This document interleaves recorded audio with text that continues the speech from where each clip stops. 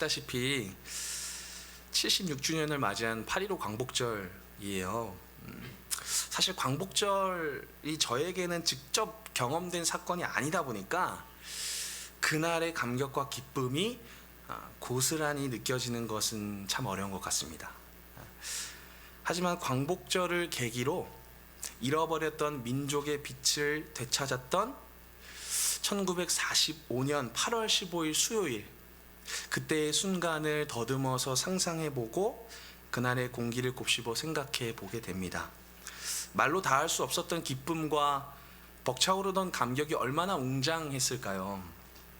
반면에 해방은 맞이했지만 자주 독립을 확신할 수 없었던 사회의 혼란과 불안은 또 얼마나 컸을까요? 그러면서 동시에 오늘 우리가 맞이하고 있는 광복절의 풍경은 어떤가 둘러보게 됩니다.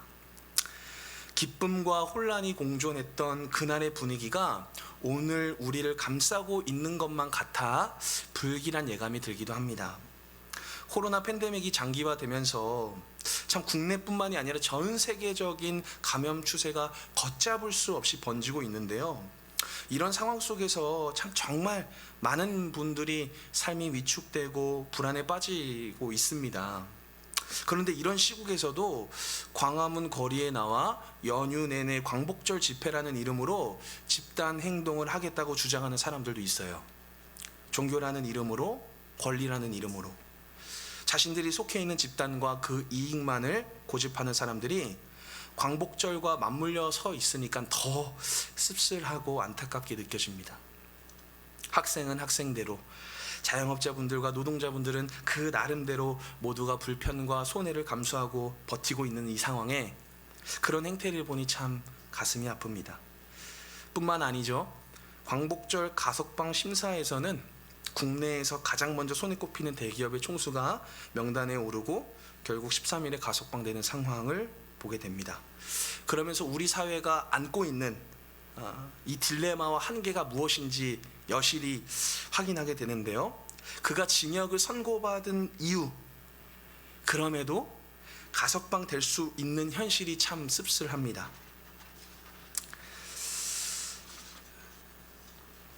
제가 자꾸 우울한 얘기만 해서 죄송한데요. 지금 우리가 마주하고 있는 상황이 모두 민감하고 예민한 주제라는 걸 잘 알고 있습니다.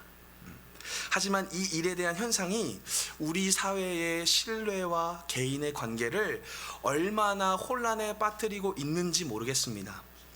시간이 지나도 갈등은 봉합되지 않고 사회 곳곳에서 양극화는 더욱 심화되고 있습니다.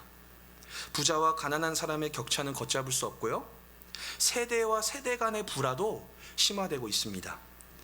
마찬가지로 세대 내의 경쟁은 더 치열해지고 있죠. 남성과 여성의 갈등, 젠더 이슈에 대해서는 또 어떤가요? 말 한마디 꺼내기가 어렵습니다. 임대인과 임차인의 다툼은 폭력과 법정 공방으로까지 이어지기도 합니다. 우리는 1945년 그날에 민족의 빛을 되찾은 것이 맞을까요? 그날의 해방을 부정하는 게 결코 아닙니다.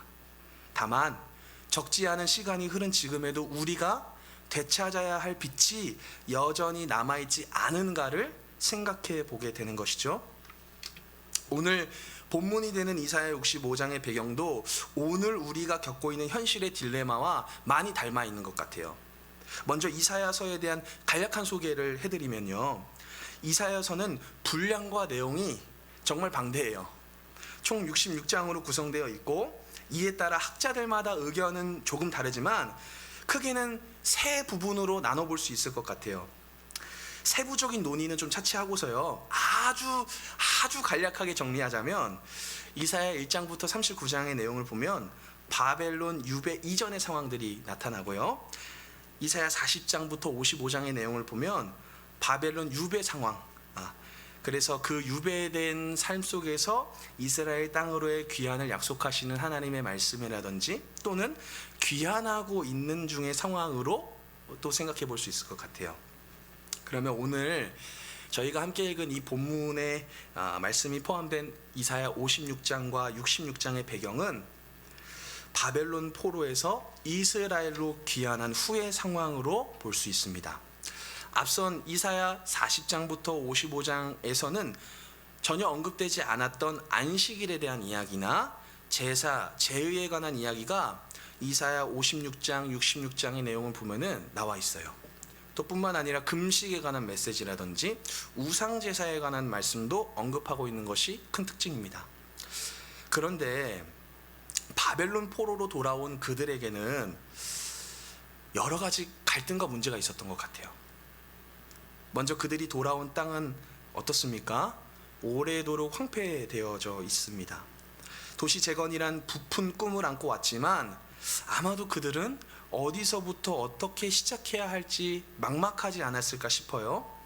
뿐만 아니라 준비했던 성전 재건도 순조롭게 이루어지진 못했습니다. 세스 바살과 수룹바벨, 대제사장 여호수아와 함께 돌아온 사람들은요, 즉시 성전 재건을 시행했지만 주변 민족들의 방해로 그 일이 제대로 진행되지 못했습니다. 또한 솔로몬 시대에 세워졌던 제1성전과 비교했을 때도 지금 세우고자 하는 제2성전의 모습은 한참 뒤떨어질 수밖에 없습니다. 심지어 성전을 재건하기 위한 자본과 자재도 턱없이 부족한 상태였죠. 이뿐만이 아닙니다. 내부의 많은 문제도 해결해야 했던 것 같아요. 안식일 논쟁, 이방인 문제, 우상숭배 문제, 금식 논쟁, 불의와 부정의 문제와 같은 심각한 문제들이 산적해 있습니다. 파수꾼과 목자의 역할을 감당해야 했던 이스라엘 종교 지도자들은 마치 눈먼 맹인처럼 말 못하는 개, 꿈꾸는 자, 누워있는 자, 잠자기를 좋아하는 자처럼 그렇게 자신들의 역할과 책임을 망각했습니다. 오히려 그들의 존재가 민족 회복과 예루살렘 재건의 걸림돌이 되고 있었죠. 백성들의 상태도 만만치 않았던 것 같아요. 그들을 향해서 무당의 자식, 가는 자와 음녀의 자식들, 폐역의 자식, 거짓의 후손으로 칭하면서 표현되기도 합니다. 이 얼마나 적나라하고 충격적인 표현들인가요? 그들은 오랜 포로 생활과 망령자의 삶을 살았습니다. 그리고 하나님의 용서와 회복을 얻은 사람들이었어요. 그런데도 이들은 왜 이렇게까지 미련하고 절망스러운 상황에 빠질 수밖에 없었을까요?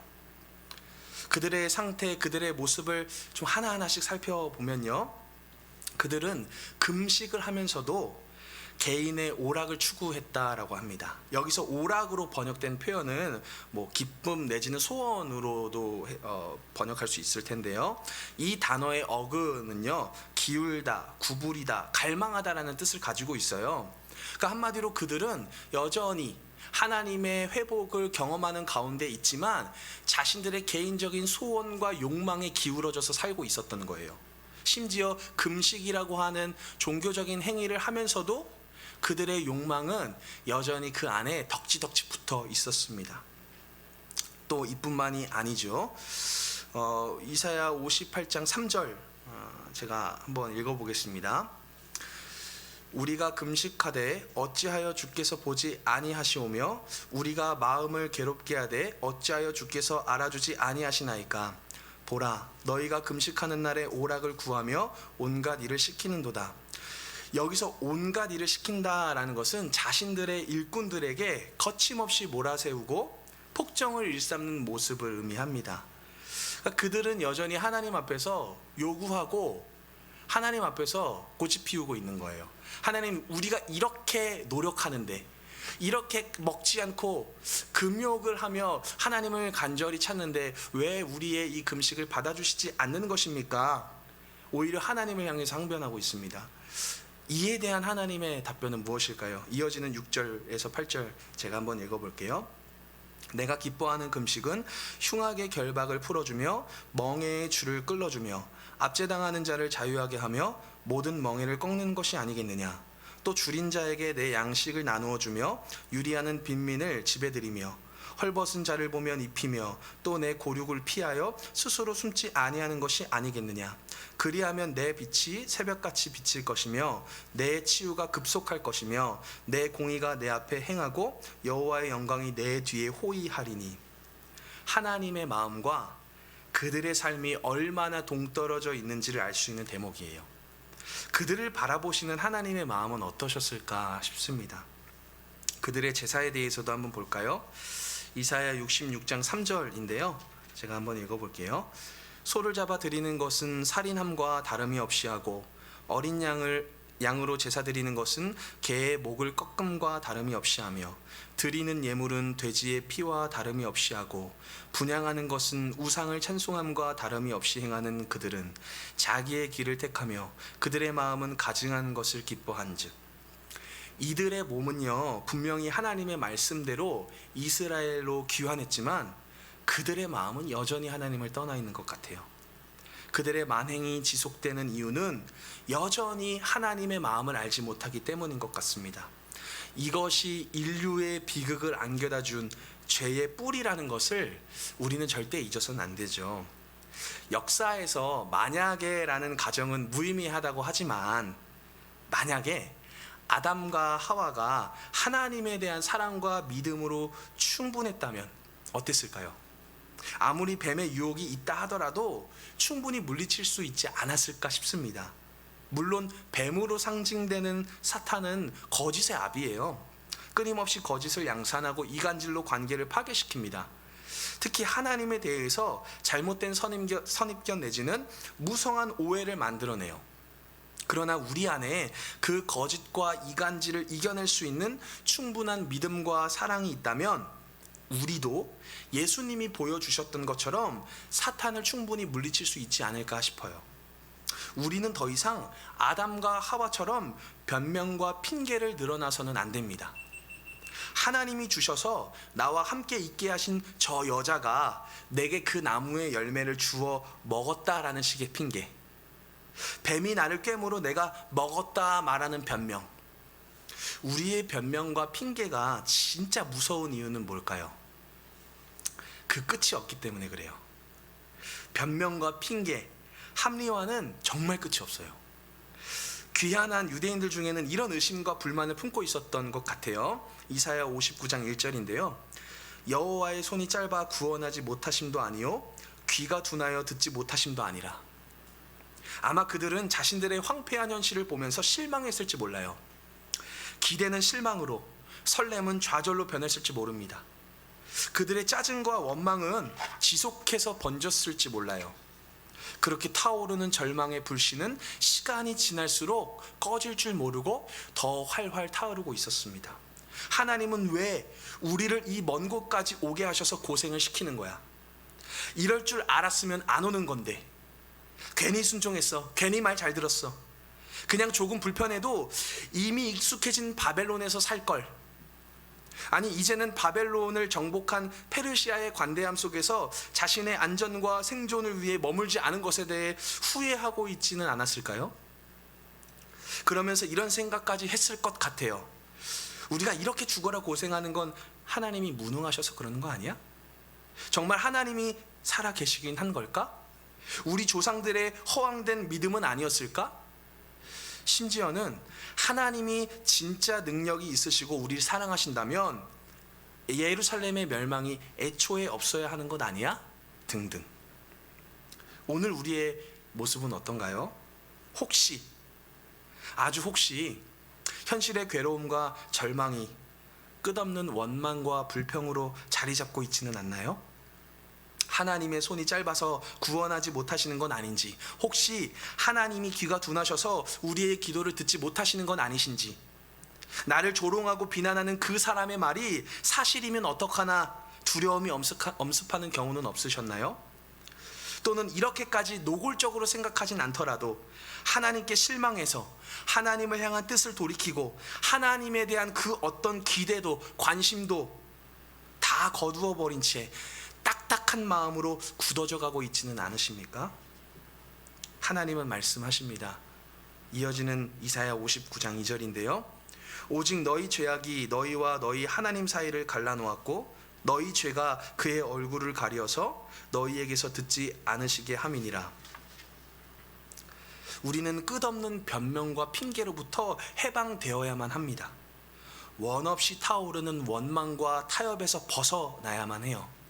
우리를 괴롭히는 그 소리로부터 자유를 얻어야만 합니다.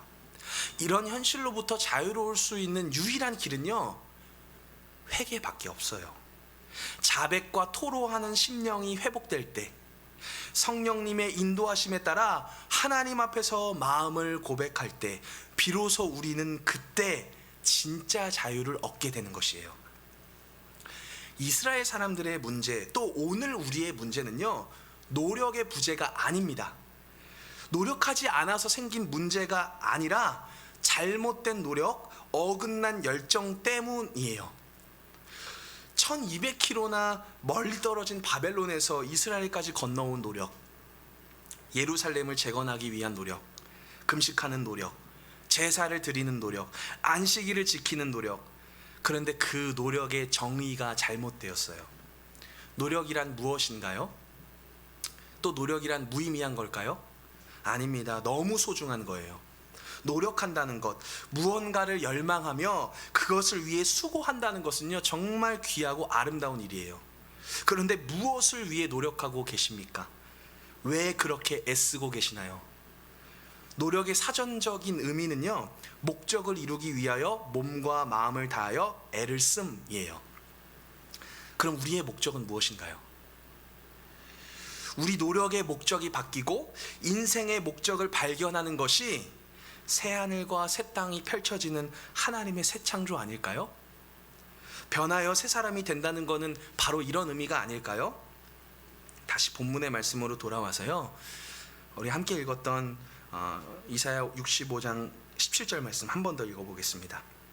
보라, 내가 새 하늘과 새 땅을 창조하나니 이전 것은 기억되거나 마음에 생각나지 아니할 것이라. 오늘날 우리들에게 새 하늘과 새 땅이란 단어는요, 요한계시록을 단번에 떠올리게 하는 것 같아요. 종말론적인 약속의 성취, 종국에 이뤄지게 될 하나님의 완전한 회복을 말이죠. 그런데 이사야서에서 이야기하는 새 하늘과 새 땅은요, 우리가 이미 알고 있는 요한계시록의 새 하늘과 새 땅하고는 곧장 연결되지는 않는 것 같아요. 조금은 느슨하게 연결되어 있다고 보는 게 좋을 것 같은데요, 우리는 오늘 본문의 새 하늘과 새 땅을 단번에 너무 손쉽게 종말론적인 약속으로 연결시키다 보면 이 말씀의 의미가 담고 있는 진짜 풍성한 의미를 놓칠 수가 있어요. 새 하늘과 새 땅이 가진 1차적인 의미, 이 말씀을 처음 들었을 1차 독자들의 관점에서 생각해 볼 필요가 있다는 것이죠. 이어지는 18장 19절 말씀 조금 더 보겠습니다. 너희는 내가 창조하는 것으로 말미암아 영원히 기뻐하며 즐거워할지니라. 보라, 내가 예루살렘을 즐거운 성으로 창조하며 그 백성을 기쁨으로 삼고 내가 예루살렘을 즐거워하며 나의 백성을 기뻐하리니 우는 소리와 부르짖는 소리가 그 가운데에서 다시는 들리지 아니할 것이며. 예루살렘은요, 평화의 기초, 평강의 터라는 의미가 있어요. 한마디로 평화의 도시라는 뜻인데요, 예루살렘은 그 지명 자체부터 하나님의 평강으로 약속된 곳이었어요. 그런데 이전까지 이 평화의 도시가, 예루살렘이 어땠었나요? 우는 소리와 부르짖는 통곡의 소리로 가득했었습니다. 새 하늘과 새 땅이 주어진다는 것은요, 기존의 하늘과 땅이 무너졌다라는 전제를 내포하고 있는 거죠. 만일 새 하늘과 새 땅이 굳이 필요 없는 상황에서는 이러한 것들이 주어질 이유가 없는 것이죠. 새 하늘과 새 땅을 주시겠다, 창조하시겠다라는 말씀은 이것들이 우리에게 필요한 순간이라는 거예요. 그들은 나라를 잃었습니다. 그 과정 속에서 온갖 수탈과 폭력 앞에서 속수무책이었어요. 무엇보다 그들 나름대로 자부했던 여호와 신앙이 배신감으로 다가왔을지 몰라요. 누군가는 바벨론 포로로, 누군가는 이집트 망명자로 뿔뿔이 흩어졌습니다. 이런 비참함이 계속되고 있는 가운데에 하나님께서 새하늘과 새 땅을 약속하고 계십니다.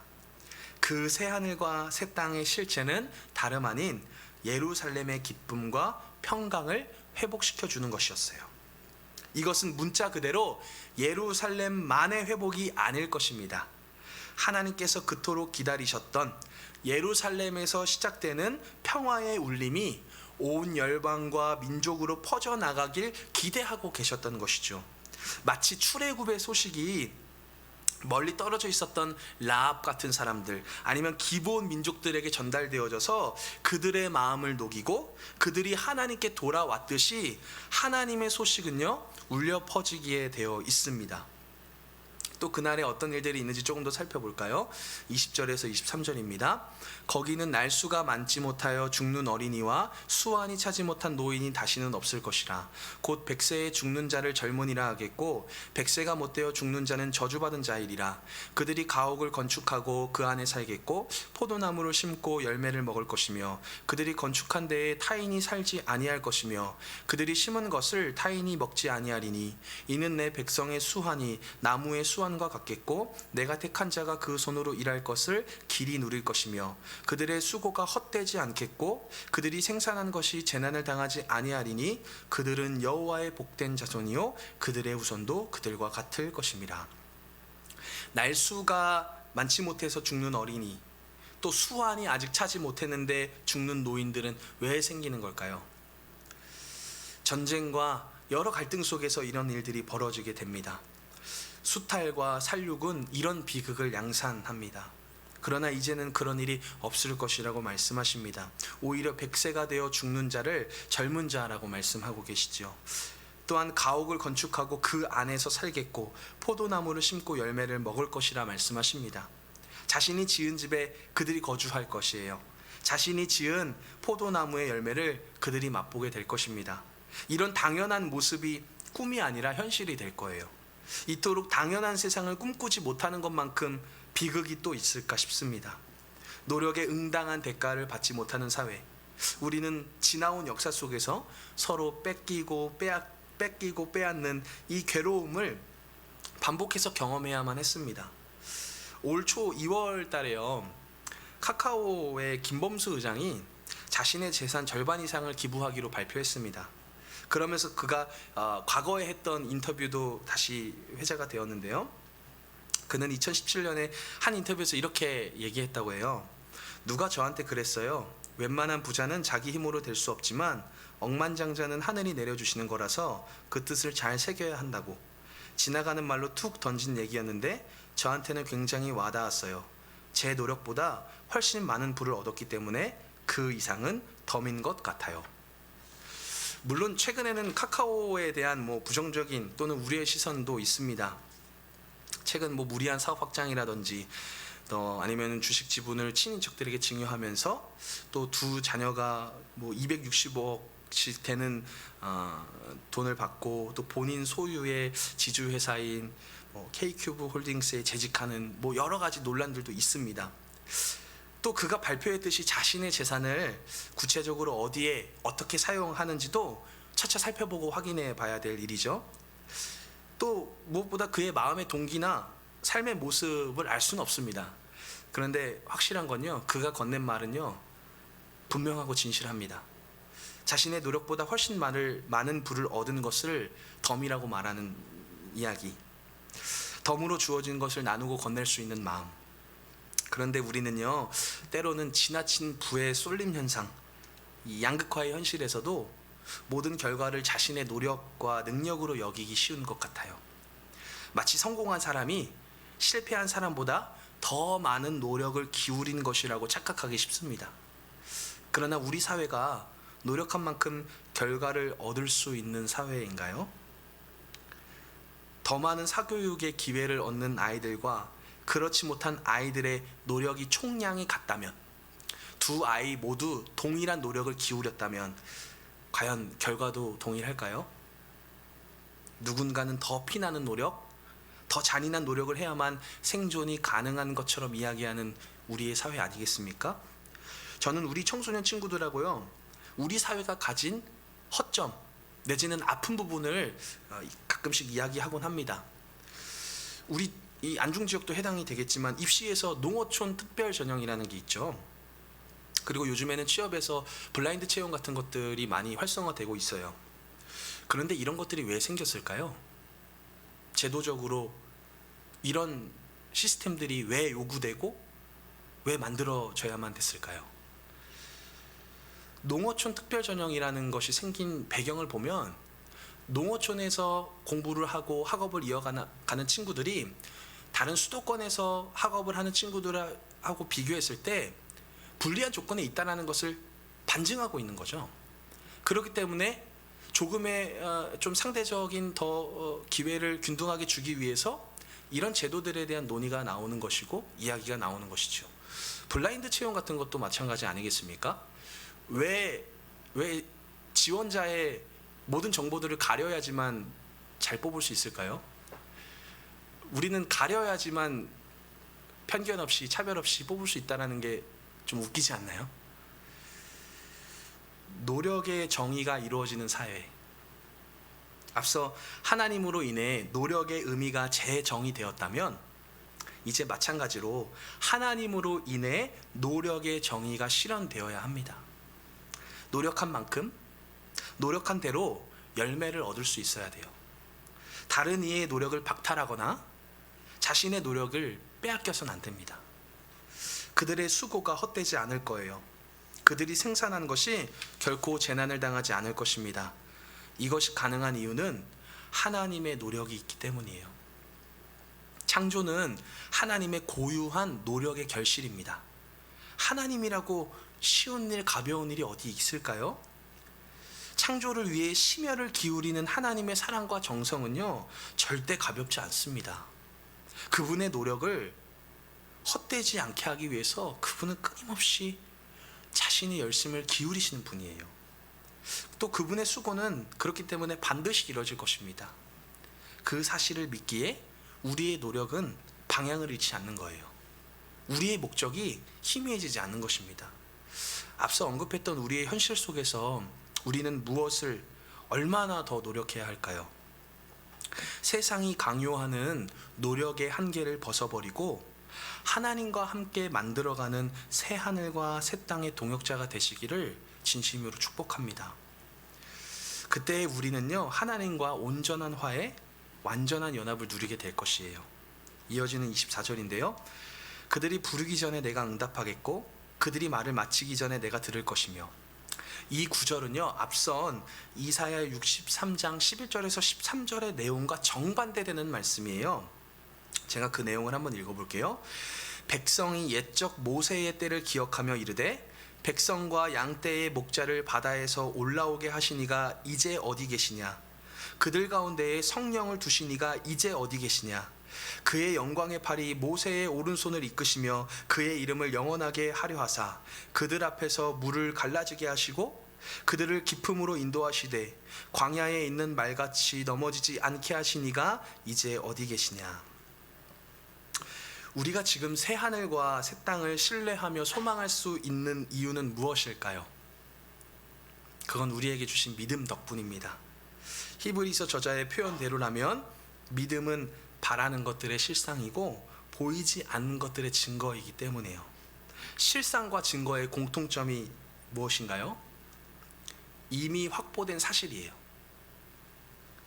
우리는 이제 이루어져 가는 새 창조의 역사를 이미 확보된 사실로 소유하고 있는 사람들입니다. 이것이 가능한 이유는 무엇일까요? 그동안 말씀하신 하나님의 약속이 이루어지고 있음을 보고 믿기 때문입니다. 이를 아주 단조롭게 압축하자면 하나님이 계시기 때문이에요. 창조주 하나님을 알기에 그분이 얼마나 선하시고 의로우신 분인지를 깨닫고 우리가 받은 보증수표가 허상이 아니라는 것을 확신하는 것입니다. 새하늘과 새 땅, 신천지죠? 신천지의 비전은요, 우리가 딛고 사는 땅의 현실이 새롭게 회복되는 것이에요. 또 마찬가지로 우리가 꿈꾸는 하늘의 소망이 새롭게 회복되는 것입니다. 우리가 만들어낸 상상 또는 이상이 아니라 하나님이 만들어 가시는 현실과 소망인 것이죠. 오늘 우리의 상상은 어디까지인가요? 오늘 우리의 이상은 무엇으로 인해 결정되고 있습니까? 우리로서는 도저히 상상할 수 없었던 이상을 하나님은 계획하시고 또 이루어가고 계십니다. 우리 인생의 목적을 다름 아닌 하나님의 비전에 두고 그 목적을 향해 하나님과 발맞추어 걸어가는 노력이 우리를 결코 초라하게 만들지 않을 거예요. 찬란한 영광, 눈부신 그날은 멀리 있지 않습니다. 이미 예수님 안에 모든 것이 마련되었고 실현되었어요. 우리가 할 수 있는 것, 또 우리에게 요구하시는 것은요, 이 말씀 구절로 완벽하게 설명할 수 있을 것 같습니다. 이사야 66장 2절 말씀 함께 고백하시고 말씀 마치도록 하겠습니다. 이사야 66장 2절 함께 고백할게요. 나 여호와가 말하노라. 내 손이 이 모든 것을 지었으므로 그들이 생겼느니라. 무릇 마음이 가난하고 심령에 통회하며 내 말을 듣고 떠는 자, 그 사람은 내가 돌보려니와. 아멘. 이 말씀이 우리의 일상 가운데에 실현되어지기를 예수님의 이름으로 축복합니다.